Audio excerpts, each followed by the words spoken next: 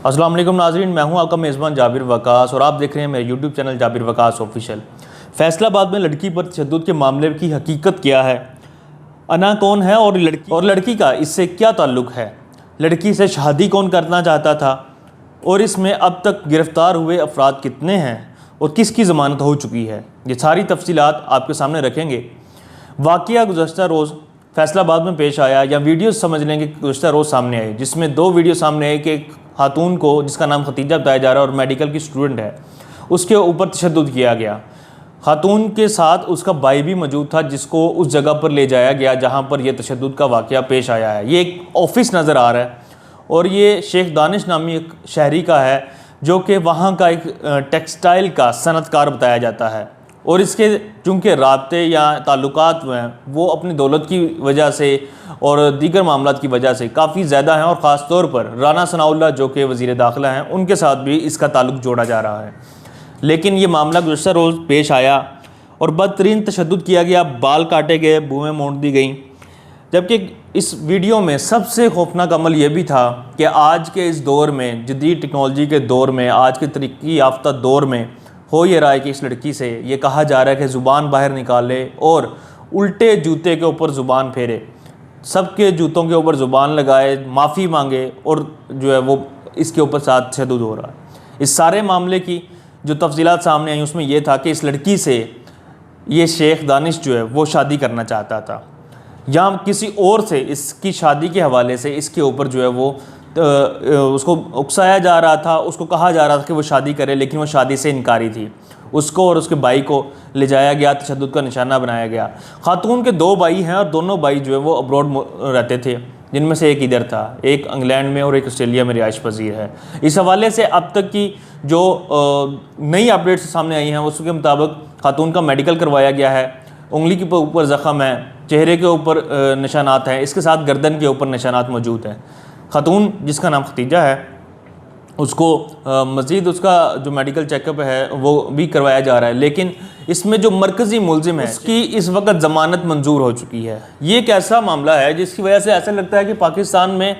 कानून उस घर की लौंडी है जहाँ पे सियासी ताल्लुकात मौजूद हैं, जहाँ पे दौलत मौजूद है और जहाँ पे कोई भी ऐसा शख्स जो कि पावर रखता है। आप स्क्रीन पर ऐसी तस्वीर देखेंगे जिसमें तकरीबन कुछ 60 बोतलें हैं शराब की।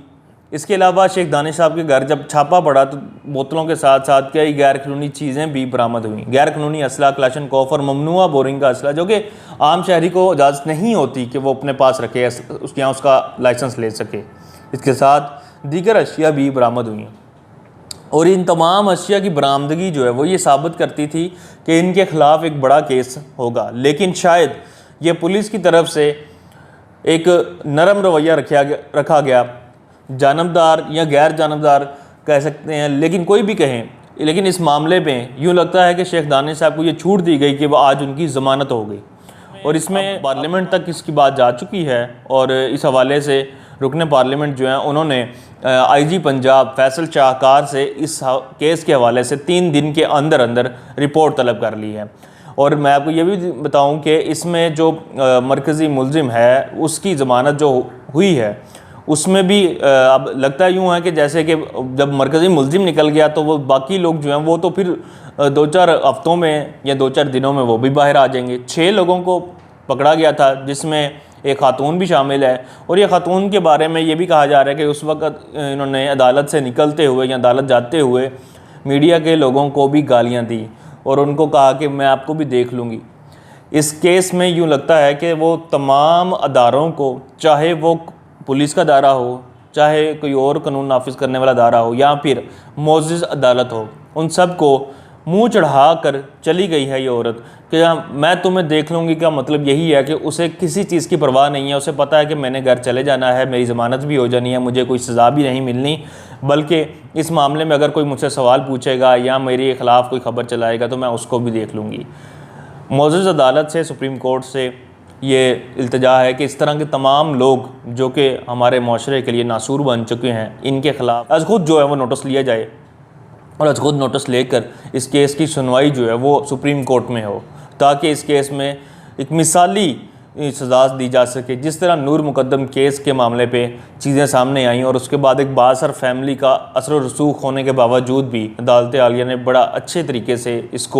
केस को सुना और इसके ऊपर बाकायदा तौर पर जो है वो हेयरिंग के बाद इसको सज़ा भी सुनाई गई उस नूर मुकद्दम केस में। तो इसी तरह ये वाले केस को भी मिसाली बनाया जाना चाहिए ताकि कोई लोगों में से किसी की ये जुर्रत ना हो कि वो किसी को तंग कर सकें, किसी की माँ बेटी बहन को तंग कर सकें और हमारा माशरा जो है वो एक मिसाली माशरा बन सके।